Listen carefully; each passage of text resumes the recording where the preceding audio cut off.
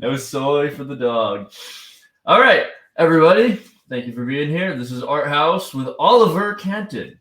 He's one of the few guys on this website that actually runs companies that are actually making money, and they're actually making six figures enough, and they can allow him to do things like buy great dogs and buy homes, and treat his wife to things and stuff like that. So he's an all around great guy. He's a genius. He kind of just blew up past year, and he's really just cemented himself as a core follow that you really need to be following on Twitter. So Oliver, how are you doing today, my man?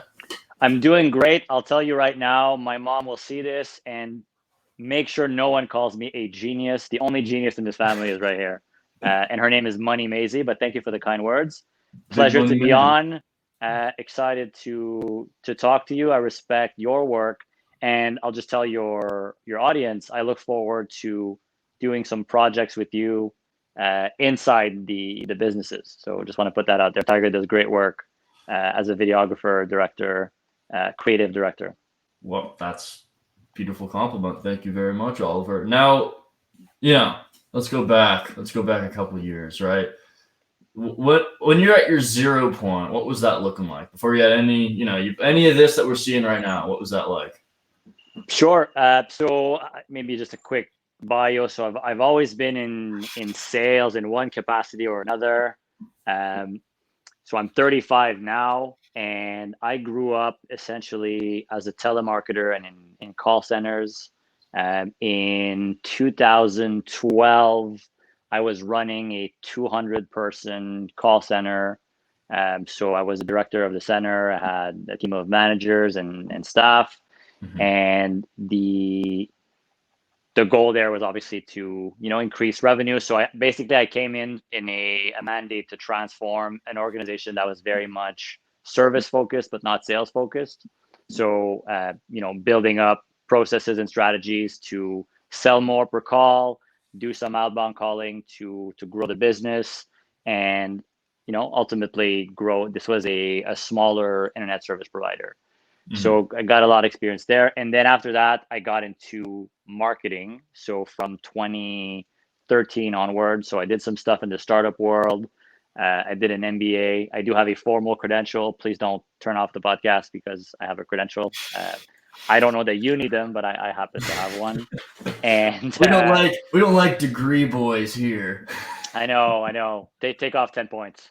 And then yeah, in my MBA days, I was involved in a startup as a director of sales and marketing. And then with one of the co-founders of that company, I co-founded another startup. Or it didn't go that well, to be blunt. We did raise $250,000 in funding, and our model was to the previous company was built off Kickstarter, and we discovered that smaller businesses don't have a good way to get market feedback. They don't necessarily want to go on Kickstarter or do something like that, but it's very expensive and complicated to launch a new product, right? Either a variation or a product from scratch. So we wanted to create a platform for smaller companies to get market feedback and validation. Learned a lot doing it, raised money doing it. Back then, I was paying myself $40,000, and equity was going to be the big play. And I left before equity became a big play. So that was that. And then I traveled for almost a year, spent 6 months in Asia, met my American wife in Asia. She's Vietnamese American. She was working in Vietnam. So the joke is I'm the only white boy that traveled to Asia and got a green card out of his trip. Usually it's the other way around. That was 2015. And then I went back to the corporate world for a few years. I was working in telecom again as a senior marketing manager. And I also managed a series of retail stores. And I learned a lot there as well in terms of marketing things on a bigger scale. My last big project was the 2018 National Black Friday campaign for the biggest telecom company in Canada. So variety of phone stuff, retail stuff, door to door, digital marketing, all that jazz. And then as I was doing that, I became interested in entrepreneurship again. So the funny thing about me is I didn't really know what copywriting was, what online business was, outside of creating a tech startup until about 3 years ago. So I had this notion that the only way to make it was to have a revolutionary idea and get funding and, do something big. A friend of mine showed me what drop shipping was. And I think he found the concept through Nate Schmidt, actually. He's a good guy too. And that opened my eyes to what was possible. And then, down the rabbit hole of copywriting, of online business, affiliate marketing, all these things that we talk about on Twitter every day. And ended up launching just a bit of freelancing. So I did some freelance copy, some freelance media buying, but only really got serious about a year ago with my agency. Was this go ahead. Was this in conjunction with your normal job? Were you doing this thing on the side? Okay. Yes. So I was working the last year and a half of my corporate career. I was working from home. I hustled my way into taking a non-work from home job into a work from home job. Previously, I was on the road managing retail stores.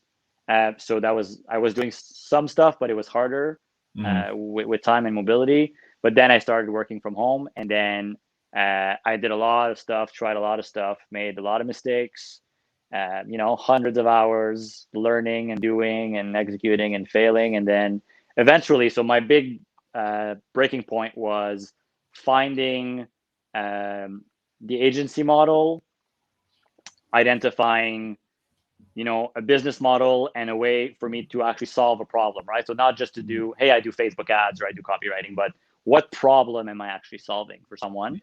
I looked at my network. I considered working with realtors, with dentists, with different people. I ended up with dentists because I knew a dentist that would give me Facebook ad money. So I found this guy in my network who is my wife's friend's ex-boyfriend. So in my network, but pretty far.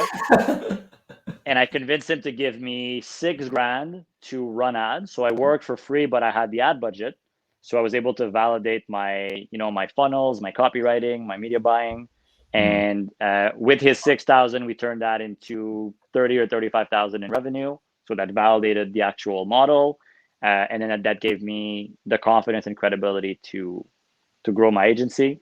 And so, from all that stuff to getting a first client for free. So that agency now, it's still largely dental focused, but we do other stuff. We have a hair restoration client.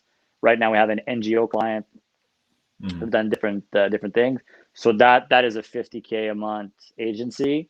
And I have the great fortune of having my wife as my business partner. So I don't personally do a lot of work in there anymore.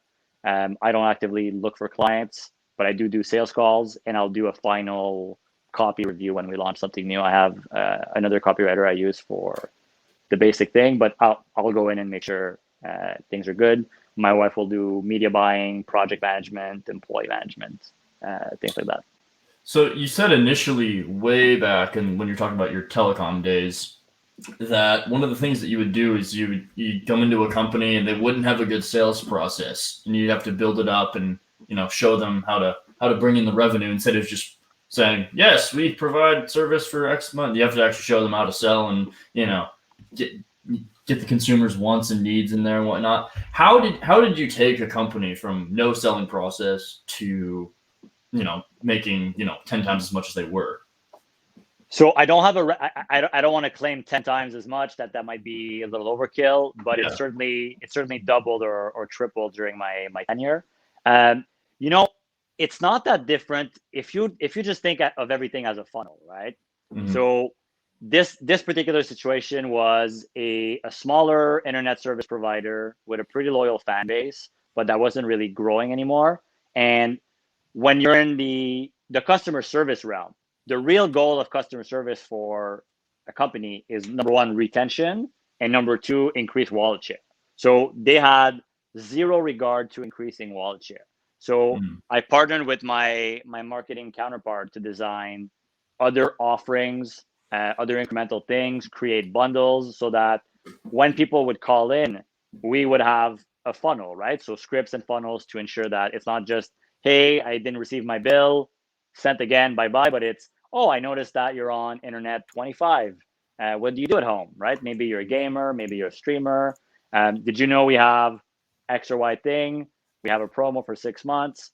It's only, let's say, $10 more per month. So by retraining the current staff, by terminating some of the current staff as well that were no longer cultural fits in the new environment, and by really hiring people that they not only need to service customers, but their role is to sell. That's a big shift, right? So I think people listening to this, they don't have that limiting belief of not selling, but selling is creating value and capturing some of that value.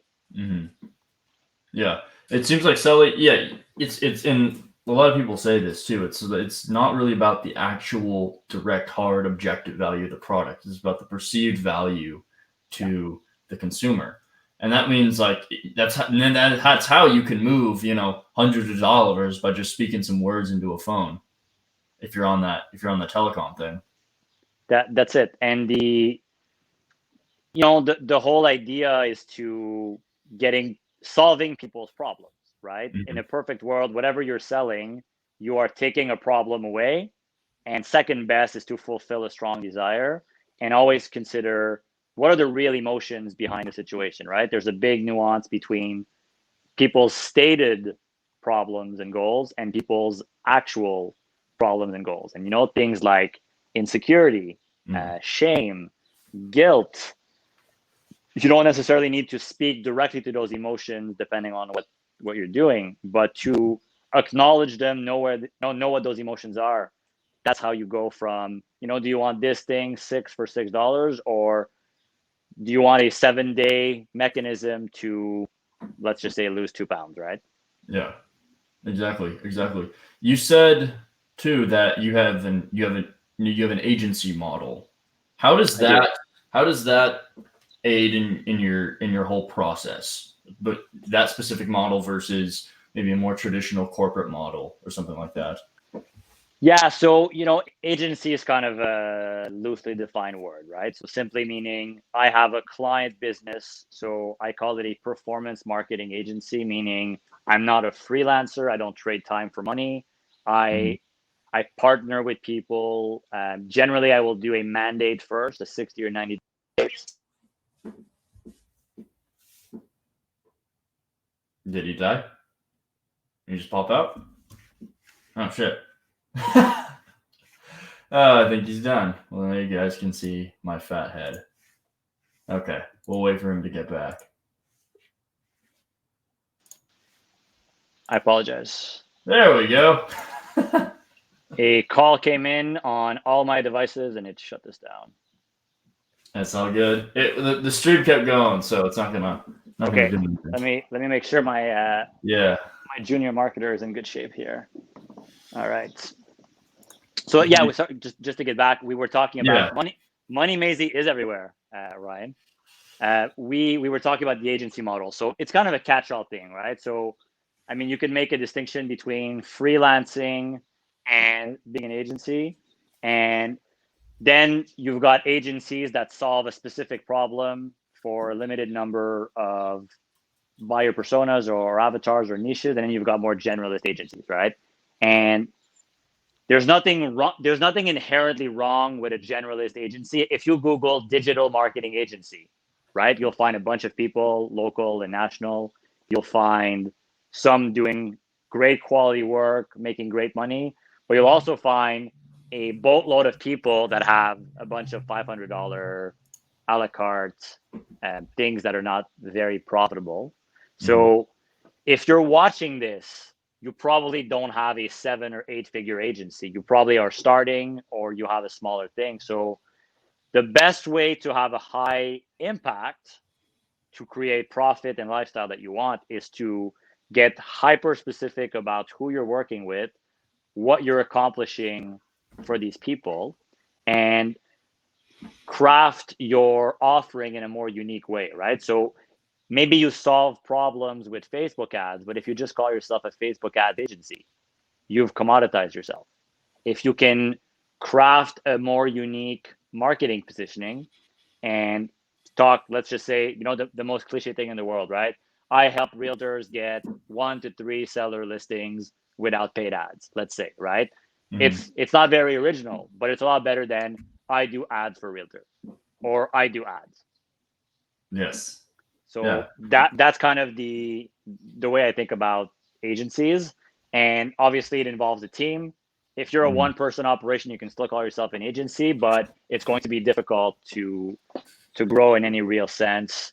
If you don't have, a couple of people working with you. Maybe you have full-time employees, maybe you have contractors, or a combination. I have the great fortune of having a wife who is smarter and harder working than I am. So she essentially does most of the agency stuff. Now I do sales, I do strategy, and some light copy, and she'll execute and manage people that execute things. When it comes to picking staff, how has that been for you for the past year? That's definitely a challenge. I was just talking to Mark Williams about this, the guy who has a great Facebook ads agency, just before this call.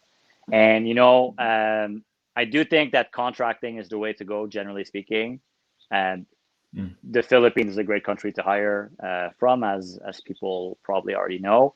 But the variance at the individual level is incredibly high. So I think the best way to go is to hire multiple people for the same objective, give multiple people the same project, so basically pay people to try them out. And if you can afford to try 5 people in a project that maybe is a week project, map out exactly what you need to do. And then you measure people's output, how long it took them, and also how much handholding was required, right? You may have 2 people that end up with great output, but if one of them took you 10 hours to manage, the other one took you 2, it's pretty clear what makes most sense in the future.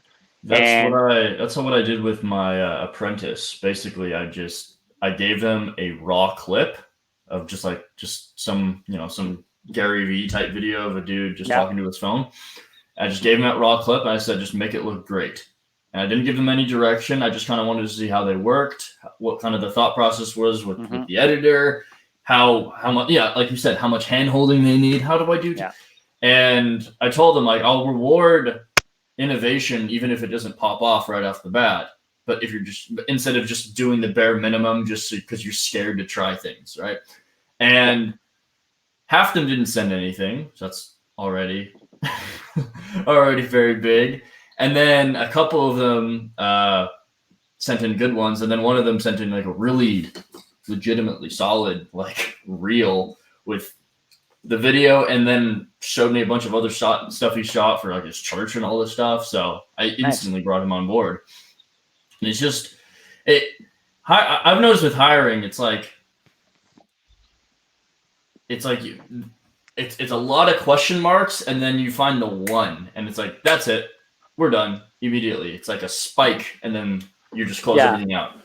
On that topic, right? So the other piece of advice that I and people are at different stages, right? If you're just starting, it's different. But as soon as you start making money, I really recommend you hire before you really need it, because things can accelerate quickly. That's one mistake I made early on. My wife and I were working, 7 days a week, 12, 14, 16 hours a day before we got our first person to work with us. And if I had to do it all over again, I would, as soon as I made any real money, and real money, it depends where you are in the world. In some, I've got quite a number of people that follow me in Lagos and in Kenya. If you're making $1,000 a month and you want to grow your business, it might make sense to reinvest half of that into hiring a person. For $500 per month, you can get someone pretty good if you take the time to interview them. And I'll make a nuance between really creative work, like you described, Tiger, and administrative and recurring things. So if you have a client business and you're onboarding clients, the more very specific micro step you can make it, the more you can delegate pieces of it, right? So something as simple as a client sharing their Facebook ad account with you, and you have to go in and click accept somewhere in Facebook, right? Let's say you're bringing in 10 clients a month. That's 10 times you have to go in and click, right? It's super simple, but That's one of 1,000 things that people could do for you. The more specific and precise you are, and the flow of things, and you can automate a lot of these things with different pieces of software and Zapier, and that's how you can grow. So get help before you truly need it. Otherwise, you'll never have time to document properly, and then you'll always be in this loop.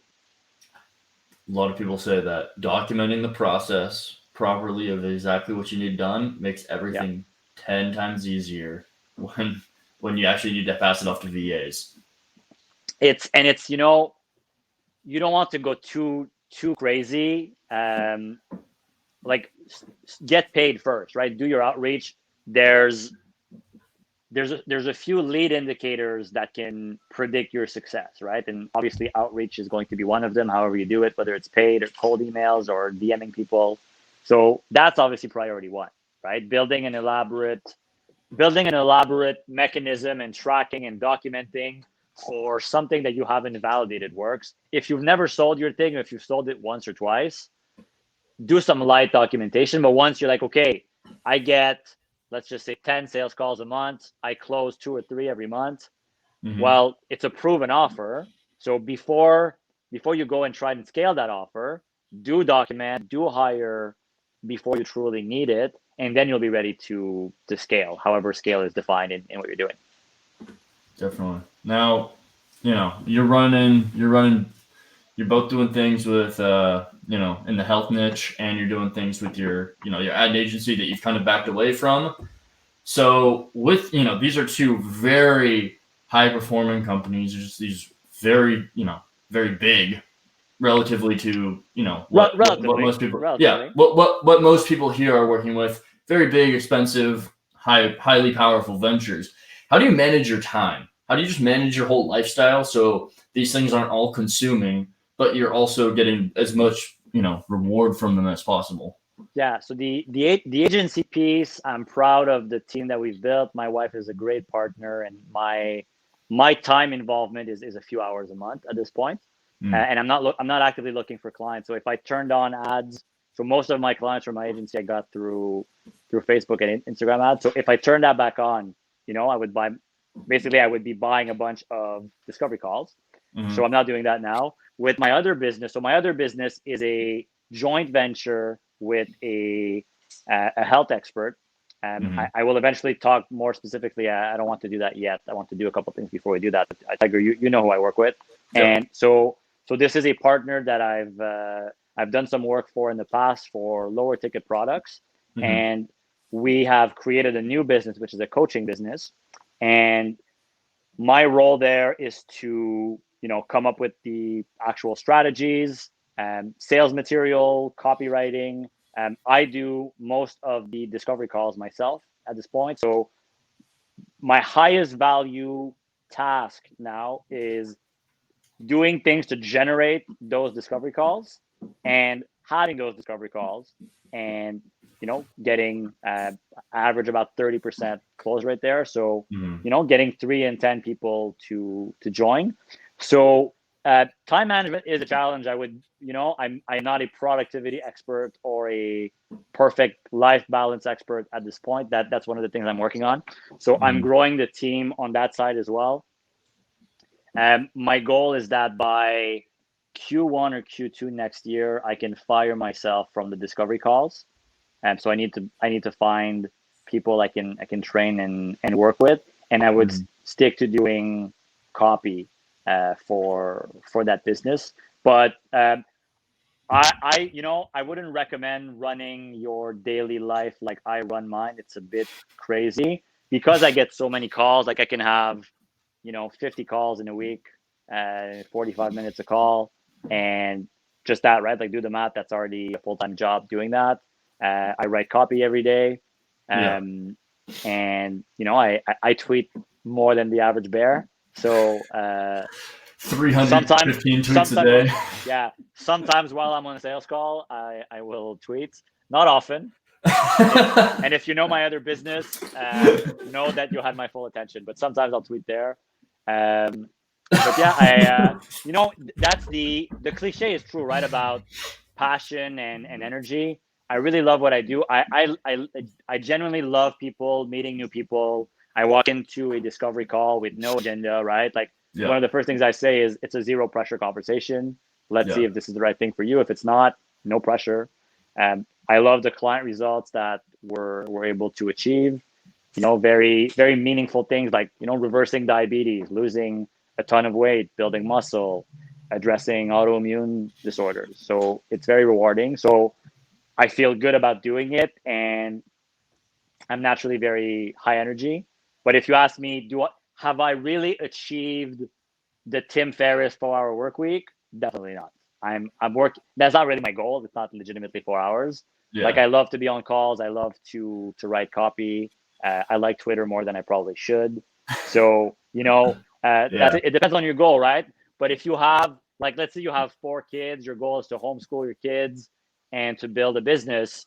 You can do it smarter, and maybe you won't go as fast or as big. But I stand by all my tweets that say something like, in 100 days you can build a 10K a month business. I stand by that. It's not hyperbole. You absolutely can do that, Mhm. assuming you start with one skill, right? Whether it's Mhm. copy, whether it's media buying, whether it's sales. If you don't have that core skill, maybe it's design as well, then you need Mhm. to have a skill first, right? But if you've got one of those and you do the right work in packaging an offer, attracting leads. Um, I haven't created an info product under my own name, but I have created some for partners. So ebooks, Mhm. courses. I've done some launches there, and it's possible to do great. If you have a small audience and you have an info product idea, I did a thread about affiliate marketing a few days ago, and in a perfect world, you have a massive audience, right? But if you don't have a massive audience, think of who in your network could be an affiliate for your offer and carve the next lot. So I'll give you a specific example. So Charles Miller has a Twitter guide and a Mhm. couple of free products. Charles Miller has a great email list and 20 something thousand followers on Twitter. Mhm. So I'm sure if people buy make it stick and engage with Charles, well, you can predict what is their next need or problem. If Mhm. you created something that would essentially be the sequel to Make It Stick, you would have Charles Miller as an affiliate if you work with him. I'm sure he would be open to consider that, and it could probably work either exactly the same or a small variation with other people. So you could go that route as well, and that Mhm. that is the quote unquote passive income. It's not zero work, but it's true that if you create an info product and you have Mhm. enough eyeballs, whether through your own audience or through a network of affiliates, you can do very well, right? For some Mhm. for some people, $5, $6, $7,000 a month is life changing, and it doesn't have to be insanely complicated. Yeah. It definitely doesn't. And with the internet, we can just you can learn something in a week. That's to some decent level. Week to a month. Yeah, You can start pumping out content for it very next month. that's it. And you know, I don't think I am a world class copywriter. I don't think I'm a world class salesperson. I'm proud of the work I've done. I'm 35. I've been working on these things, even though I didn't know what copywriting was until 3 years ago. I was effectively copywriting a lot. Yeah. So there's guys that are better copywriters or better salespeople. So it's about carving your niche and your offering, right? And like let's just say copywriting. So a topic a lot of people like. A lot of businesses don't even know anything about marketing in any capacity, right? So Mhm. your C plus skills can change your business, right? I always pick the landscaper example. If you've got a landscaper in your city that you can identify, and maybe they don't even have a website, maybe they don't have a calendar link to get people. So if you can create a good architecture, and I'm using a fancy word for something simple, if you can Mhm. simply create a very simple landing page, a very simple Calendly, leverage whatever SEO, Yelp, Google reviews that they have, maybe bring traffic through Facebook ads, maybe not, maybe take their existing email list. Like I'm arrogant enough to tell you, if I go and talk to a local business in any city in Canada or the US, two Mhm. out of three, I will whip out an extra 30, 40K in revenue per month in their business. And, Yeah. and if I do that and I take 10, everyone wins. Definitely. Everyone wins. It is really funny too. A lot of these old businesses, and this could be a good opportunity for you guys looking to start your marketing agency. A lot of old businesses run by boomers. They have massive email lists. They have so many local customers that are super dedicated, but they're not up to date with the modern marketing techniques and whatnot. So that's a perfect opportunity for you to come in and just bring in even if it's just low level, if you just have some email marketing knowledge, you have some Facebook ads knowledge and whatnot, and you bring them in, a couple $1,000 a month extra, that's going to be amazing for them. I'm going to reassign this little one to her mama in just a minute, Tiger. She's a little antsy. Go see mama. Wow, okay. Look at that sliding door. Yeah, this is our temporary condo. It's pretty cool. I would have opened up with a glass door if it was me, but it's still pretty good. But yeah, just back to that, right? So if you really think of those local businesses, right? Yeah. So anyone who is not afraid to walk up to a business or cold call or cold email already has a huge advantage, right? Mm-hmm. Like I just commented on one of Ryan Homer's Facebook posts, and I used the word scary telephone. Mm-hmm. If you can get over the scary telephone, just that alone, right, is enormous.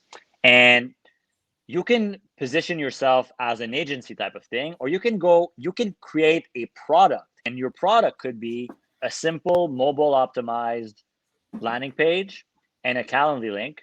People don't even know what that is, right? You call 100 businesses in a less sophisticated niche like plumbers, and I'm not saying sophisticated in a mean way, I'm saying sophisticated in a marketing way. So plumbers, roofers, whatever, right? They probably don't even know what those things are. You can create a template. You can sell that to 100 plumbers for 400, 500, 600, 1,000, one-time transaction. Plug that into whatever they have. Let's say you spend a day per client doing that, and you say you charge them $500, right? And as you move on, obviously it'll go a lot faster. So there's a lot of things that you can do, right? And often the least sexy the niche and the solution, the easier it will be to execute. If you try to be the e-com Facebook ads agency for MVMT watches, well, guess what? Everyone wants to be that. So it's harder.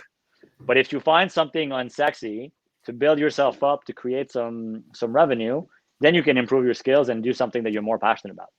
I had it here. What's that? This. If you're looking for clients, these magazines right here. These are just like home improvement magazines. Just loads of they do this old snail mail marketing, lawn aeration, right? Great idea. Sunshade thing. All their phone numbers are right in these books, right? You can pick these up at the grocery store or whatever. All these, look at this big old phone number right on the back for solar. And I'll do one better. So obviously you can contact them. If you pick businesses where the owner, so when I work with dentists, I can cold call dentists, but I'll never get them on the phone, right? But if I were to work with roofers, I'll probably get the guy on the phone. You can look at their website, their Google reviews, all their stuff. So there's not one right thing to sell, right? Maybe it's SEO, maybe it's ads, maybe it's a landing page, maybe it's a full funnel.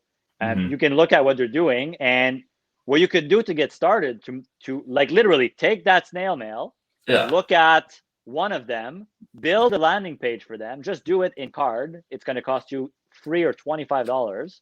Connect Calendly, go see them, give it to them, and then ask them, okay, the last 6 months, how many new clients per month were you getting? And then the only thing you want is a testimonial and some results, right? Don't get any money, just try it. Yeah, and look at this. There's 60 pages, and there's couple ads on each page, right? You're telling me that you can't get one of these to just give you a testimonial, and that, like you said, just do it. Like if you have no experience, obviously you don't want to go and be like, give me $1,000, but go in there, make it for free, just give it to them, and be like, hey, if you guys want this, And these guys, these guys paid to be in this magazine, by the way. Yeah. It's not a charity. They paid money to be in there. That means they actively want new clients. Yeah, It's and not it an shows. accident. Yeah, and it shows they have the money to spend on marketing, right? Because a lot of companies you'll approach will be like, oh, that doesn't really fit in our budget. Oh, we're not really sure if we want to do that. If you're trying to do this, if you're spending, money on all this stuff, you're definitely going to be, you can definitely put some money towards digital marketing if it works. And take this, right? So someone is doing, let's say, landscaping. So Yeah. let's say there are more than one landscapers in there, and I'm a consumer. If I look at two websites, one of them has a Calendly for a Zoom consult. One of them says, call me. Which one will I pick? So if you give one of those people an edge, you're going to improve their other tactics. So maybe they'll continue to advertise in the snail mail, but they will be a higher performing. So a unique visit on their website, which you'll make mobile optimized and simple, will result in a higher call ratio or booking ratio. So even if you don't drive any net new traffic, you can help them increase their conversion. And then you can start talking to them about, okay, well, let's bring more traffic. How much are you paying for that snail mail? Maybe we do an SEO mandate. Maybe we do a Facebook ads mandate. Maybe we do an email marketing campaign. And you can learn all these things yourself. You can build a team. You can also white label, meaning you can hire an agency to perform the things you don't do and take a difference with your clients, right? Walmart is a white label retailer. Very few things are Walmart brand. They sell other people's stuff. Like Walmart is a massive drop shipping store. Walmart barely pays for inventory before it gets on their shelves. They pay their vendors after it's sold. I'm oversimplifying. Please don't at me and tell me I'm all wrong about Walmart. This is a simplification, but you can do the same thing for people. You can use a team.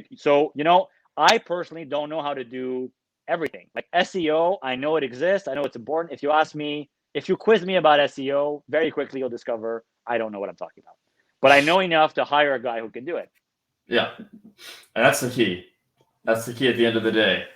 Get enough to know, get enough to start making money, and then all the areas that you don't really care about and don't really want to put in, just delegate. Delegate. Then they'll do it better. Then you make more money. Yada yada yada. Keeps rolling, and then you get to where you are. 2 multiple 5-figure companies, overall 6 figures monthly, kicking ass with a tiny little dog that controls your money-making brain. That's right. Oliver, do you have anything you have to say before you have to? I will allow myself some shameless self-promotion. So I am releasing a Twitter course, a free Twitter course. My target release date is August 10th, so Monday coming up if you're watching live. The angle is Twitter growth, influence, and monetization. It will include over 30 modules on how to think, how to tweet, where to get content creation ideas, how to repurpose your content to other platforms, affiliate marketing, and a bunch of stuff. So if you're newer, this could possibly be the only course you'll ever need. If you've bought other guides or you're more advanced, I believe that you'll find a couple of ideas that you haven't seen, maybe explain in a different way. And it's free. So, the one thing I fear is that people get in because it's free, they don't take action. So if you do end up getting that course, do me a favor, implement something and level up your game. I don't know everything, but I think you'll find a couple of interesting things to implement in your Twitter game. There we go. Yeah, and you definitely know how to accrue that influence and network around and whatnot. So, and at the end of the day, I think that's the most important part of Twitter. Not having 100K followers. It's if you have 10,000, 20,000 followers, but and you can work with everybody that has 100K followers, and if you need something from them, they will give it to you immediately. If they need something, you have that perfect symbiotic relationship. That's how you do it. Yeah, I agree. And that's it. There's some accounts I follow that have 300 followers that are amazing, but let's say I don't think it's crazy for most people to work their way up to 3,000, 4,000, 5,000 followers if you work on it. And then you do have that influence and that credibility, right? And when you want to work with people, like I've had I've had a Zoom call with pretty much anyone I've ever wanted to from Twitter, right? My Telegram is full of influential people, interesting people. So you can achieve that too with some work and a bit of originality, right? You don't have to, like, how many truly original thoughts have I put out on Twitter? A few things that are different. It's my take, my angle, my story. I didn't invent a new thing. I didn't invent marketing, or I didn't invent copywriting, but I hope to give people value, and you can do the same in your niche. No, we know that Maisie did. That's the truth. So, sorry for spilling the beans, Oliver. It's true. The highest canine IQ on this known universe. 250 IQ dog, just slowly going to take over the world right there. Well, guys, if you enjoyed this episode of Arthaus, please consider donating. The link will be on arthaus.io, the new website that's just launching today, and it's going to be wherever you can find it. It's probably in my bio somewhere, but please donate it. I put all the money back into the show. I don't take any of it as profit. I use it to buy new mics, new lighting, deal with, subscriptions and stuff like that. So more money you can get me, the more money I can put into this and to make an even better product, better educational, value-driven product for you guys to learn from and to prepare yourself for angelic warfare with. This has been Arthaus with Oliver Cantin. Amazing episode. Lots of marketing knowledge dropped right here. We're going to be heading out. Talk to you guys later. Thank you, Tiger.